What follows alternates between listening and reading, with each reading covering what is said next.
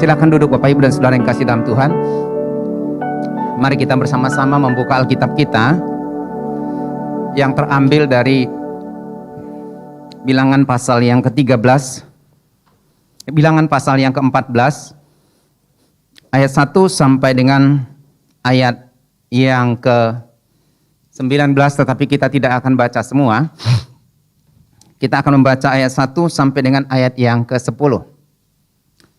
Bilangan pasal yang ke-14 ayat 1 sampai dengan yang 10, judul dari perikop ini adalah Pemberontakan umat Israel.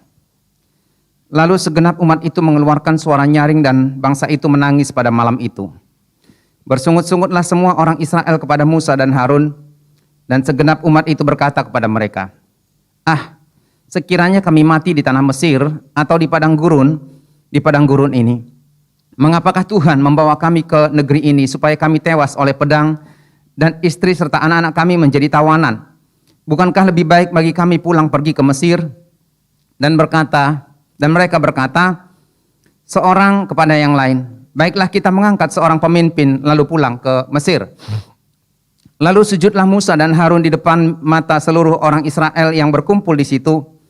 Tetapi Yosua bin Nun dan Kaleb bin Yefune yang termasuk orang-orang yang telah mengintai negeri itu mengayakkan pakaiannya dan berkata kepada segenap umat Israel, "Negeri yang kami lalui untuk diintai itu adalah luar biasa baiknya. Jika Tuhan berkenan kepada kita, maka Ia akan membawa kita masuk ke negeri itu dan akan memberikannya kepada kita, suatu negeri yang berlimpah-limpah susu dan madunya. Hanya jangan memberontak kepada Tuhan dan janganlah takut kepada bangsa negeri itu, sebab mereka akan kita telan habis. Yang melindungi mereka sudah meninggalkan mereka, sedang Tuhan menyertai kita. Janganlah takut kepada mereka." Lalu segenap umat itu mengancam hendak melontari kedua orang itu dengan batu. Tetapi tampaklah kemuliaan Tuhan di kemah pertemuan kepada semua orang Israel. Adapun yang menjadi tema pembahasan kita pada hari ini adalah kita harus menang. Harus menang. Bapak Ibu dan Saudara yang kasih dalam Tuhan, saya kira kalau kita merenungkan sejenak makna dari kalimat ini, maka ini merupakan satu tekad dan komitmen seseorang untuk meraih kemenangan dalam menghadapi musuh. Musuh mungkin di sini tidak selalu berbicara tentang peperangan secara politik, tetapi juga musuh-musuh yang kita hadapi dalam diri kita. Apakah itu pribadi kita sendiri atau kedagingan kita sendiri? Apakah itu situasi ataupun keadaan? Apakah itu pergumulan atau beban kehidupan? Ataukah mungkin itu sakit penyakit dan pergumulan-pergumulan lainnya? Dan Tuhan memang berfirman bahwa kita adalah pemenang dan lebih daripada pemenang. Firman Tuhan mengatakan, jika Allah di pihak kita, siapakah yang menjadi lawan kita? Penindasankah? Kemiskinankah? Tidak ada satu perkara pun yang memisahkan kita dari kasih Kristus. Kalau kita memperhatikan pembacaan kita ini, terutama dalam ayat yang ke-9b, firman Tuhan berkata, yang melindungi mereka sudah meninggalkan mereka, sedang Tuhan menyertai kita. Jangan takut kepada mereka. Nah, ini ayat yang ke-9 bagian sebelumnya berkata, hanya jangan memberontak kepada Tuhan dan janganlah takut kepada bangsa negeri itu, sebab mereka akan kita telan habis. Nah, ungkapan mereka akan kita telan habis seolah-olah menjadi ungkapan dari seorang yang begitu pede. Bahkan mungkin kalau hanya dilihat sepintas pernyataan ini, hanya ini menunjukkan arogansi dari seseorang. Tetapi kalau kita memahami lebih jauh, mengapa Kaleb dan Yosua berkata demikian, kita akan telan mereka habis. Bukan menunjukkan kesombongan ataupun arogansi yang berlebihan. Tetapi memang pada saat itu bangsa Israel dalam menghadapi situasi yang sulit. Bangsa itu pada saat itu sedang memberontak di hadapan Tuhan dan memberontak kepada para pemimpinnya, yaitu Musa dan Harun. Mengapa demikian? Karena mereka sedang mengalami satu permasalahan pada waktu itu.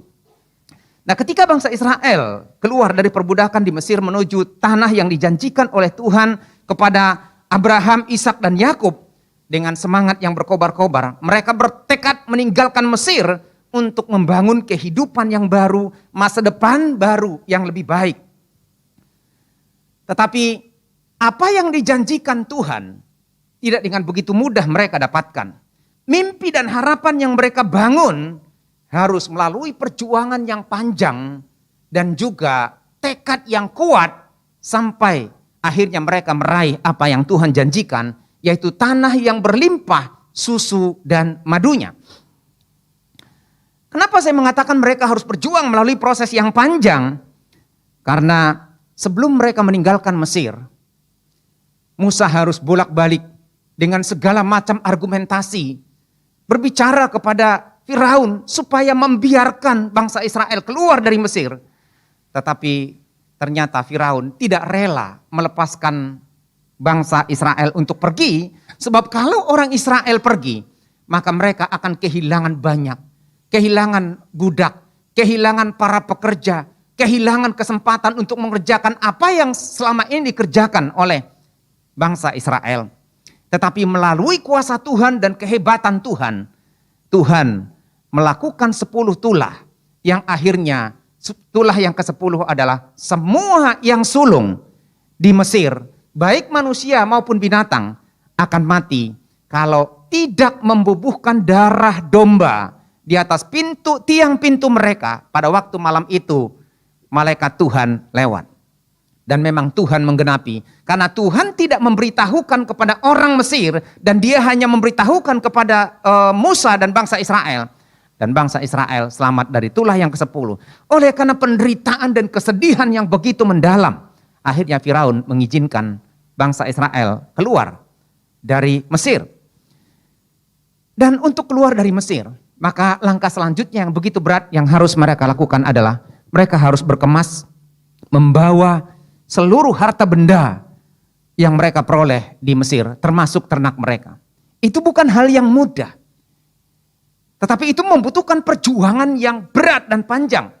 Jangankan ratusan kilometer, pindah dari satu blok ke blok yang lain pun dalam rumah sudah membutuhkan tenaga yang ekstra. Apalagi harus beratus-ratus kilometer membawa seluruh harta benda mereka. Dan itu merupakan satu tantangan yang begitu berat. Bahkan selama lebih kurang 400 tahun tinggal di Mesir. Mesir sudah menjadi rumah bagi mereka. Mesir sudah menjadi zona nyaman bagi mereka. Walaupun mereka hidup sebagai budak dan mereka hidup dalam penderitaan. Tetapi ketika mereka harus meninggalkan Mesir, maka itu juga merupakan tantangan yang begitu berat mereka hadapi. Namun Tuhan berjanji bahwa Ia akan membawa mereka ke negeri tersebut. Ke negeri orang Het, orang Amori, orang Hewi dan orang Yebus.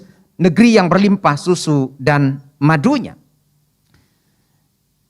Ketika mereka berjalan meninggalkan Mesir dengan semua keluarga, semua ternak, semua harta benda mereka, mereka menyusuri jalan yang panjang, jalan yang berliku-liku. Mereka harus melewati gunung-gunung batu dan lembah, panas terik matahari maupun dinginnya cuaca ekstrim. Di samping itu mereka harus berperang dengan bangsa-bangsa yang mereka lewati, yang mencoba untuk menghadang mereka dalam perjalanan. Namun, oleh karena Tuhan ada di pihak mereka, menyertai mereka, mereka mampu melewatinya. Banyak masalah yang mampu mereka lewati dan hadapi, bukan karena kekuatan dan kehebatan mereka, tetapi oleh karena pertolongan Tuhan, kebaikan Tuhan, kehadiran Tuhan di tengah-tengah mereka. Dan sampai di sini, sederet pengalaman dan kemenangan mereka raih dan alami, walaupun itu tidak mudah. Saya mencoba untuk memberikan beberapa contoh kehebatan Tuhan, pengalaman mereka bersama dengan Tuhan. Yang pertama, Tuhan menjatuhkan 10 tulah kepada Mesir untuk menghukum mereka. Ada berbagai macam, ada 10 cara yang dilakukan oleh Tuhan dan itu berada di depan mata mereka, menyaksikan bagaimana Tuhan bertindak, apa yang tidak mungkin menjadi mungkin. Sampai akhirnya pada tulah yang ke-10, semua yang sulung mati. Yang kedua, ketika mereka sudah meninggalkan Mesir, dalam Keluaran pasal 13 ayat 17 sampai 22. Alkitab mencatat bahwa Tuhan menyertai mereka dengan tiang awan dan tiang api. Tiang awan diberikan kepada mereka untuk menuntun mereka, memberikan perlindungan mereka pada waktu siang hari, dan tiang api diberikan oleh Tuhan untuk memberikan kehangatan kepada mereka yang terus memimpin mereka juga pada waktu malam hari. Dan yang ketiga, ketika mereka dikejar oleh Firaun, pada saat mereka berada dan harus menyeberang Laut Teberau,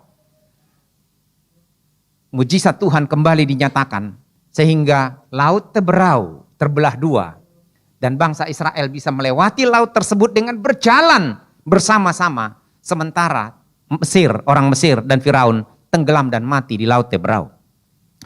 Selanjutnya kemudian ketika mereka sudah melewati Laut Teberau, mereka bersungut-sungut, apa yang akan mereka minum? Mereka sudah haus. Tuhan berbicara kepada Musa supaya melemparkan satu potong batu kepada air yang disebut dengan air yang pahit di Mara, sehingga air pahit bisa berubah menjadi air yang manis. Tidak sampai di situ.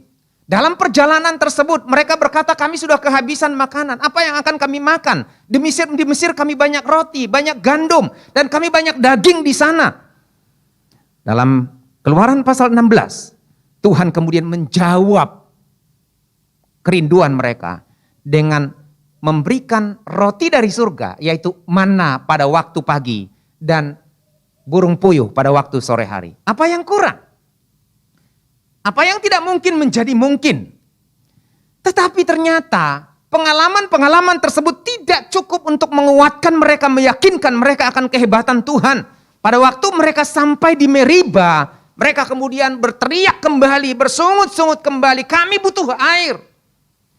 Lalu kemudian Musa memukul gunung batu, maka keluarlah mata air yang mengeluarkan air yang akhirnya mereka minum. Enggak lama setelah itu, mereka sampai di Rafidim. Ternyata mereka di sana dihadang oleh satu bangsa bernama Amalek. Tetapi kemudian Tuhan menolong mereka, Tuhan berperang atas mereka. Lalu Amalek dikalahkan. Melangkah dari Rafidim, mereka tiba kemudian di Sinai. Di sana ada banyak kejadian. Tetapi pada akhirnya Tuhan turun dan menyatakan diri kepada mereka. Bahkan ada satu peristiwa di mana bangsa Israel sudah membuat anak lembu emas yang mereka sembah. Sehingga Tuhan marah kepada mereka dan menghukum banyak orang di sana. Ada banyak pengalaman. Itu kalau sampai di Gunung Sinai, itu baru sekitar pertengahan perjalanan menuju tanah perjanjian. Dan ada begitu banyak mujizat kuasa Tuhan mereka alami dalam kehidupan mereka. Setelah mereka mengalami perjalanan yang panjang dengan pengalaman yang luar biasa dan spektakuler bersama dengan Tuhan. Dan Tuhan juga berbicara kepada mereka, menuntun mereka, bahkan menyatakan diri kepada mereka. Ketika saatnya mereka sudah melihat tanah perjanjian, pada saat mereka berada di seberang sungai Yordan,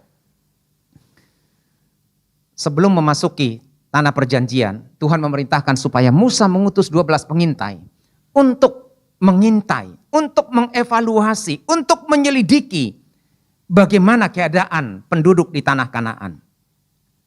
40 hari mereka berada di seberang sungai Yordan. Mereka dengan sabar menunggu. Kita tidak tahu apa yang mereka lakukan pada saat itu. Tetapi 40 hari itu memang bukan waktu yang pendek, bisa kita bayangkan. Dan setelah 40 hari lewat, ke-12 pengintai itu kembali dengan membawa laporan masing-masing. 10 orang pertama memberikan laporan yang negatif. Mereka mengatakan bahwa mereka melihat bahwa situasi, keadaan yang mereka lihat di sana, itu mengerikan. Didasarkan kepada perhitungan logika dan juga keadaan mereka. Mereka berkata bahwa bangsa yang diam di negeri itu kuat-kuat dan kota-kotanya berkubu dan sangat besar. Juga keturunan Enak. Semua mereka berperawakan tinggi, orang-orang raksasa, sehingga mereka seperti belalang. Demikian juga mereka terhadap kami. Jadi mereka memang menginformasikan situasi hanya dilihat dari satu sudut pandang tanpa melihat sudut pandang yang lain. Mereka hanya melihat bahwa penduduk di sana sangat mengerikan. Karena mereka berperawakan yang tinggi, orang-orang raksasa. Bahkan mereka menganggap diri mereka seperti menghadapi raksasa dengan belalang. Kemudian bagian kecil dari ke-12 ini yaitu 2 orang, Kaleb dan Yosua, memberikan laporan yang berbeda yang didasarkan kepada kacamata iman dan pengalaman hidup bersama dengan Tuhan. Apa yang dikatakan oleh Yosua dan Kaleb? Yosua dan Kaleb mengatakan memang betul bahwa penduduk negeri itu adalah orang-orang kuat, orang-orang raksasa, tetapi dikatakan Tuhan akan menyerahkan negeri itu kepada kita sebab yang meninggalkan mereka. Sebab Tuhan mereka sudah meninggalkan mereka, tetapi Tuhan menyertai kita. Namun sangat sayang dan sangat ironis. Ternyata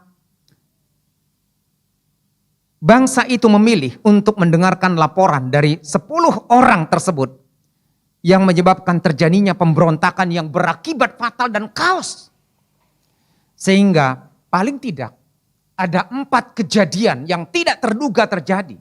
Yang pertama adalah bangsa Israel mengeluarkan suara nyaring dan menangis. Mungkin dalam bahasa Indonesianya mereka histeris, menjerit-jerit, mereka menangis karena ketakutan. Dan yang kedua adalah mereka bersungut-sungut lalu berkata kepada Musa, lebih baik kami mati di Mesir atau di padang gurun ini daripada kami mati oleh pedang. Jadi sudah sampai di sini aja, lebih baik kami mati. Apa artinya kami pergi ke sana? Kalau toh juga kami akan mati di sana. Dan yang ketiga adalah mereka memutuskan hendak memilih seorang pemimpin bagi mereka untuk kembali ke Mesir menjadi bangsa budak. Ini sangat ironis, ya. Dan yang keempat adalah yang sangat ironis juga, mereka mengancam Yosua dan Kaleb akan dilontari dengan batu. Dan saya melihat di sini mereka sudah kehilangan akal, mereka juga tidak punya iman sama sekali, padahal ada kejadian-kejadian puluhan bahkan ratusan peristiwa bagaimana mereka menyaksikan kehebatan Tuhan, bagaimana mereka menyaksikan kemurahan Tuhan, bagaimana Tuhan menyaksikan pertolongan Tuhan hari demi hari dalam kehidupan mereka. Sehingga seharusnya tidak ada alasan bagi generasi yang telah melihat campur tangan Tuhan yang dahsyat sebagaimana yang saya sebutkan di atas. Taruhlah kalau orang yang tidak melihat bagaimana campur tangan Tuhan, mereka mungkin punya sikap yang berbeda. Tetapi bagaimana generasi yang melihat, menyaksikan, mengalami campur tangan Tuhan dan kehebatan Tuhan. Di tengah-tengah situasi yang sedang kaos, ada sekelompok orang kecil yang masih memiliki keyakinan dan berdiri dalam kebenaran. Yaitu yang pertama adalah Musa dan Harun. Apa yang mereka lakukan? Tentu mereka tidak terima dengan situasi itu. Mereka kecewa dengan perlakuan orang-orang Israel yang tidak percaya kepada Tuhan. Tapi akhirnya yang mereka lakukan adalah mereka sujud di hadapan orang Israel dan berdoa kepada Tuhan. Menyerahkan persoalan itu kepada Tuhan. Kemudian yang kedua adalah Kaleb dan Yosua mengoyakkan pakaiannya dan berorasi yang isinya adalah yang pertama, negeri yang diintai itu adalah luar biasa baiknya. Negeri yang berlimpah susu dan madunya. Ada harapan yang diberikan. Yang kedua dikatakan, jika Tuhan berkenan, mereka akan masuk ke negeri itu dan memilikinya. Dan bahkan berkata, ini yang kata yang saya ulangin, yang saya baca tadi di atas. Jangan takut kepada bangsa itu, sebab mereka akan kita telan habis. Saya kira ini adalah keberanian yang luar biasa. Mereka berani menjadi orang yang berbeda. Mereka berani menyuarakan kebenaran. Tidak banyak orang seperti itu. Sekarang ini kan ada begitu banyak orang yang hanyut dengan pengaruh orang-orang di sekitarnya. Karena mungkin begitu banyak pengaruh negatif, ada begitu banyak godaan, ada begitu banyak tawaran bagi mereka. Sehingga mereka menjadi goyah, bahkan ikut juga terbawa arus situasi itu. Kemarin secara tidak sengaja saya membuka YouTube, lalu ternyata ada sejejer berita interview dari seorang bekas anggota DPR MPR yang juga bertugas di bagian anggaran yang baru keluar dari penjara. Itu diadakan interview. Dia mengatakan begini, sulit bagi kita menemukan orang-orang yang benar ketika berada di DPR MPR. Bahkan lalu kemudian ada satu pertanyaan mengatakan begini, kenapa kamu tidak mengungkap siapa tokoh-tokoh yang berperan sebenarnya dalam korupsi itu? Dia berkata, saya takut. Saya takut terhadap mereka. Saya takut kehilangan anak saya. Saya takut kehilangan kesempatan untuk bertemu anak saya, membesarkan anak saya. Memang tidak dapat dipungkiri bahwa hidup ini adalah pilihan. Ada begitu banyak tawaran-tawaran yang menggiurkan ataupun mungkin pilihan-pilihan yang mungkin juga menimbulkan efek yang menakutkan bagi seseorang. Dan mana yang mereka pilih? Nah, ketika situasi kaos di lingkungan orang-orang Israel, umat Tuhan yang sudah mengalami kehebatan Tuhan, kuasa Tuhan. Ternyata dua orang ini, Kaleb dan Yosua, itu masih berani mengoyakkan pakaiannya, berorasi. Dan mereka mengatakan, jangan takut kepada bangsa itu, sebab mereka akan kita telan habis. Itu artinya bahwa kita harus mengalahkan mereka. Kita harus menang menghadapi mereka. Kita harus merebut negeri itu. Dan Tuhan akan berikan kepada kita. Tetapi Yosua dan Kaleb memberikan ada syarat. Ada syarat yang harus mereka lakukan sehingga mereka akan menang. Mereka akan meraih negeri itu. Mereka akan mengalahkan negeri itu. Yang pertama, kalau kita melihat dalam ayat yang ke-9 tadi, firman Tuhan berkata begini. Hanya jangan memberontak kepada Tuhan. Poin yang pertama artinya jangan memberontak kepada Tuhan. Apa yang mereka lakukan? Yaitu orang-orang Israel. Ketika mereka berteriak histeris, ketika mereka menangis, ketika mereka bersungut-sungut, ketika mereka ingin kembali ke Mesir dan memilih seorang pemimpin, bahkan mereka ingin melontari Kaleb dan Yosua dengan batu, itu menunjukkan ketidakpercayaan kepada Tuhan dan ketidakpercayaan yang mereka miliki itu merupakan pemberontakan kepada Tuhan. Mereka lebih mempercayai laporan negatif dari 10 pengintai yang kemudian menyebabkan respon yang negatif juga dari mereka. Itu sebabnya oleh karena pemberontakan mereka kepada Tuhan, maka Tuhan pun menjadi geram.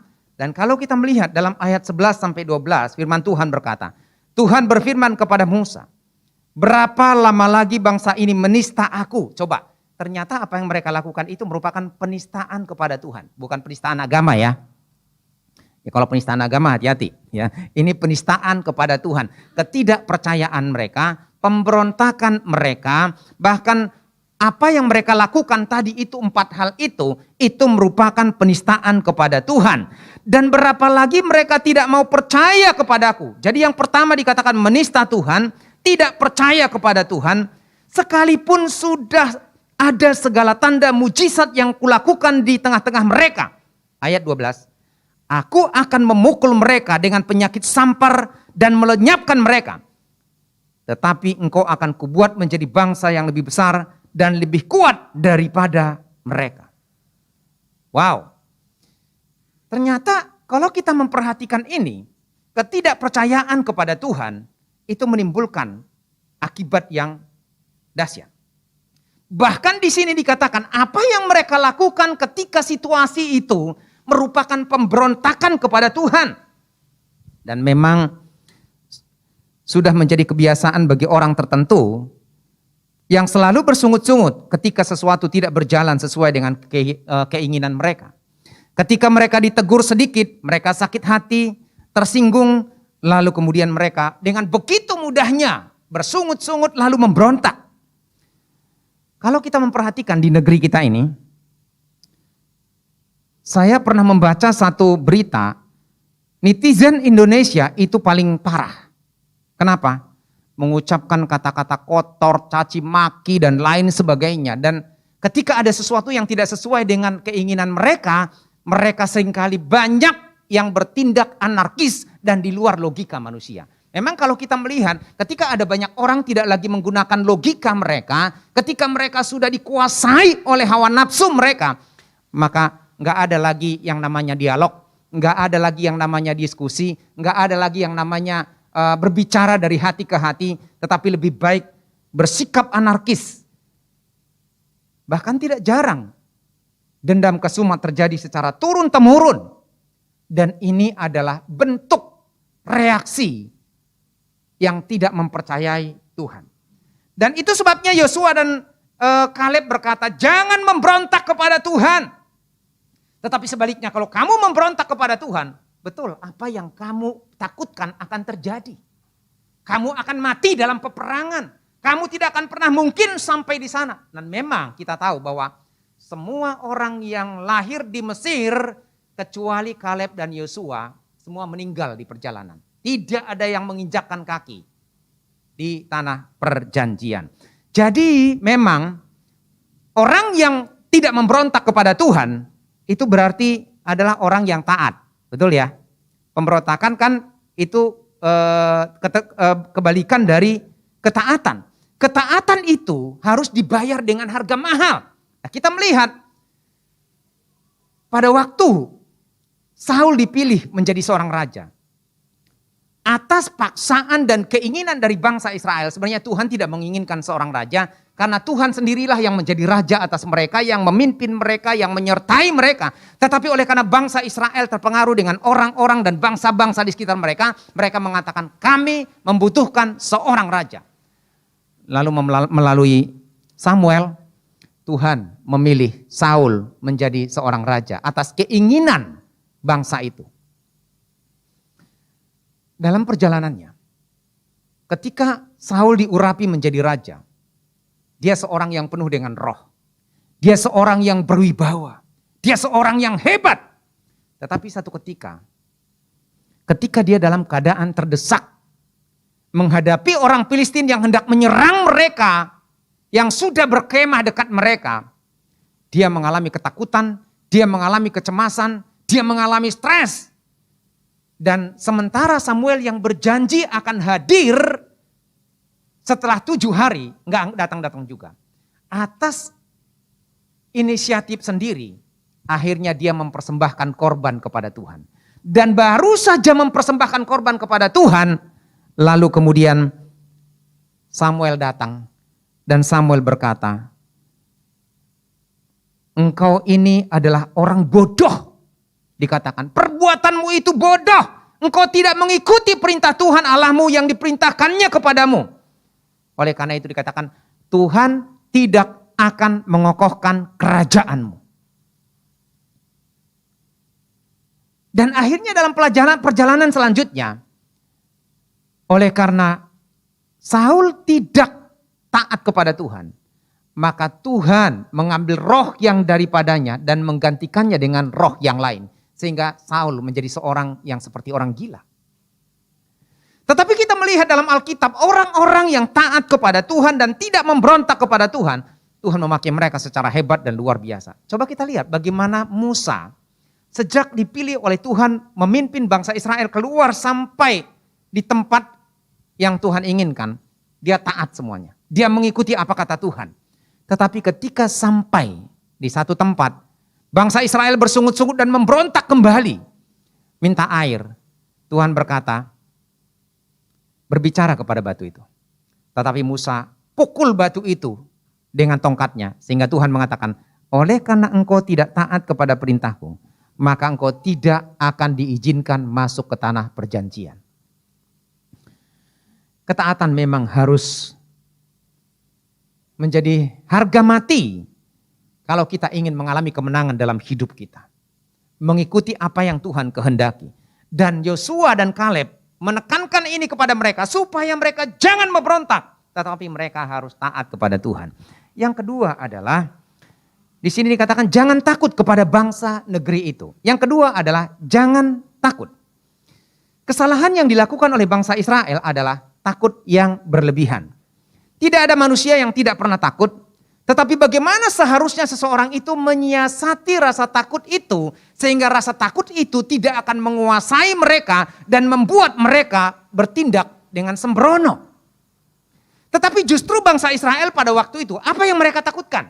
Mereka takut mati di tanah perjanjian. Mereka takut mati dalam peperangan. Sehingga oleh karena takut mereka berlebihan, sehingga mereka menjadi orang yang histeris. Tidak terkontrol. Mereka bahkan berniat untuk melontari Kaleb dan Yosua dengan batu. Bisa kita bayangkan, hanya orang-orang yang stres. Hanya orang-orang yang tidak lagi bisa berpikir secara logis. Hanya orang-orang yang tidak bisa berpikir lagi secara nalar akan melempari orang dengan batu. Betul ya? Kalau orang masih berpikir secara nalar, nggak mungkin mereka akan melontari dengan batu. Tetapi justru karena ketakutan mereka berlebihan, mereka tidak lagi mencari tempat yang aman. Ya, kita tahu bahwa tempat yang aman itu hanya Tuhan.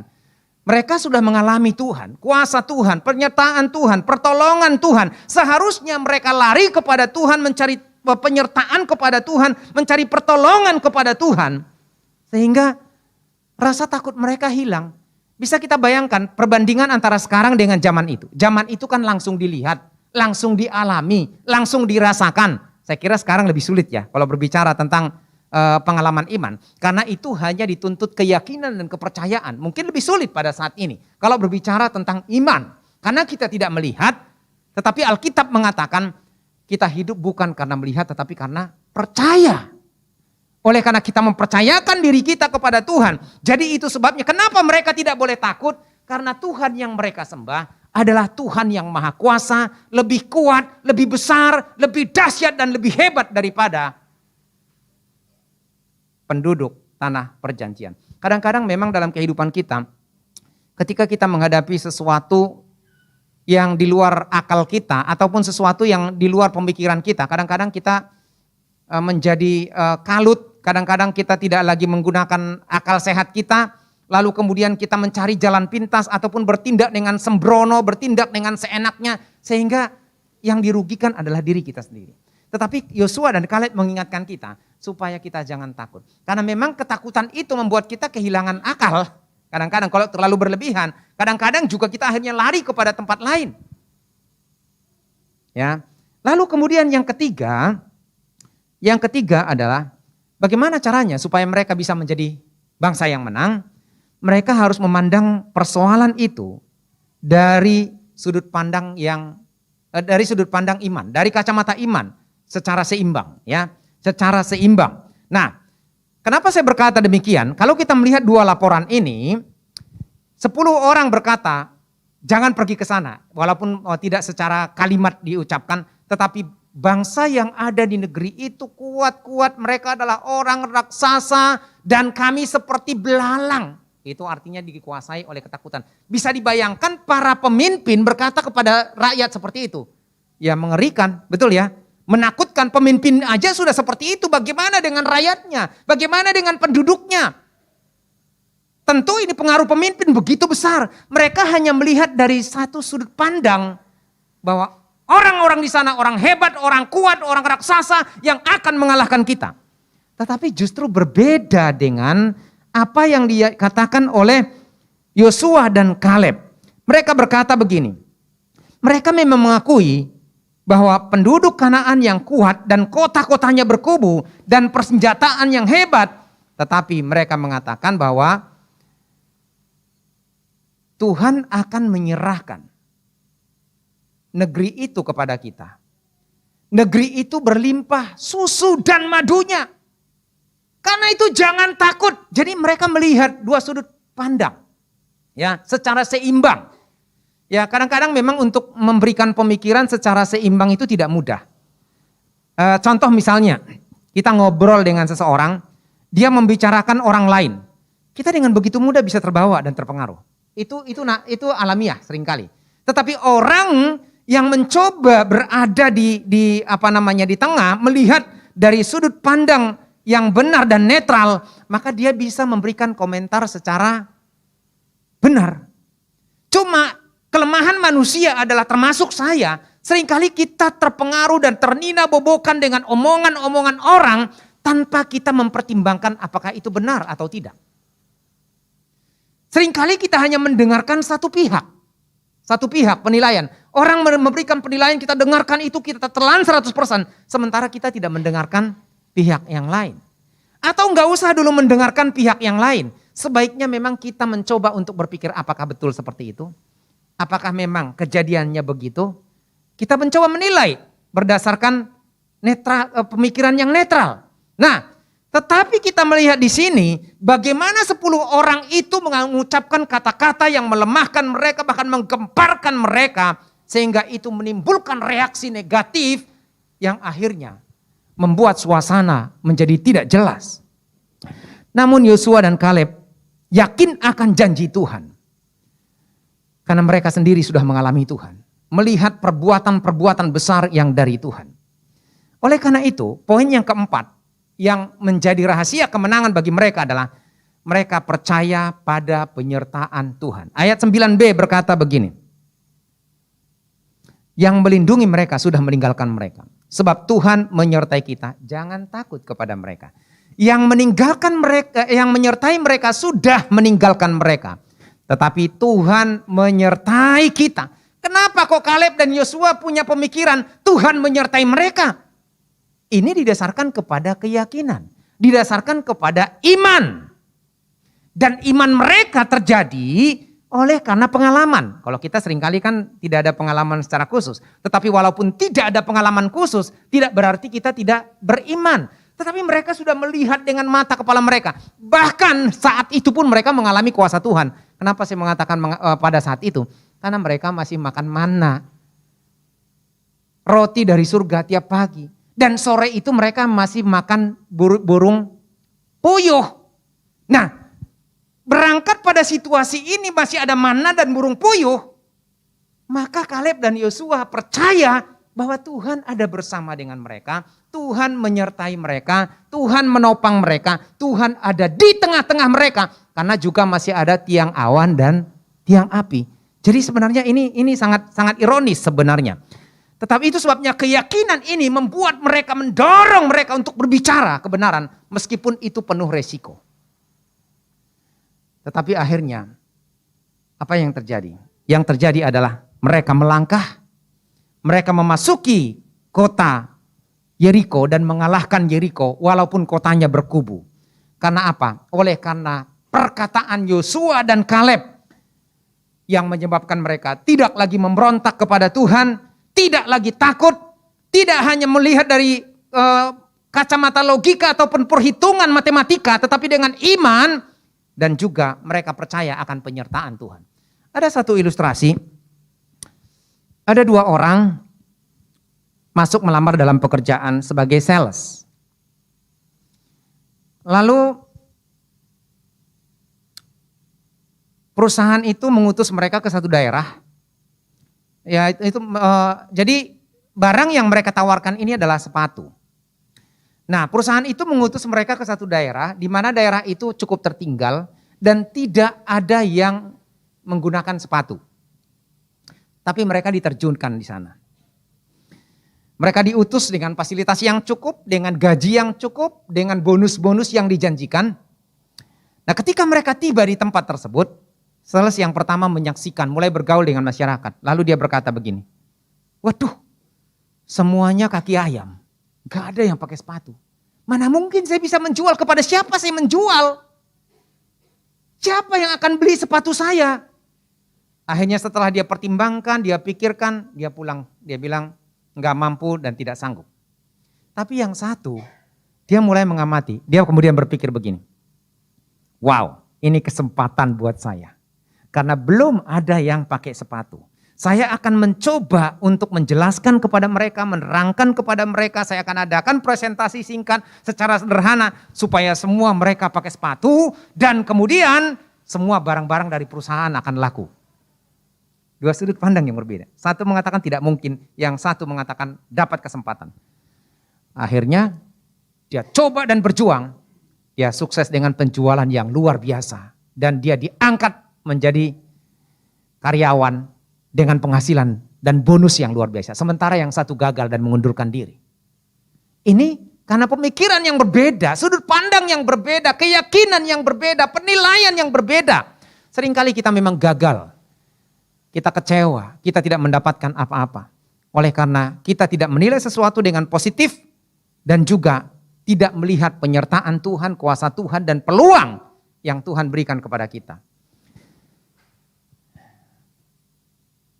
Kekristenan memang bukan agama yang Tuhan janjikan semuanya berjalan mulus. Tetapi Tuhan memberikan kepada kita janji penyertaan Tuhan dan kemenangan apabila kita hidup taat kepada Tuhan.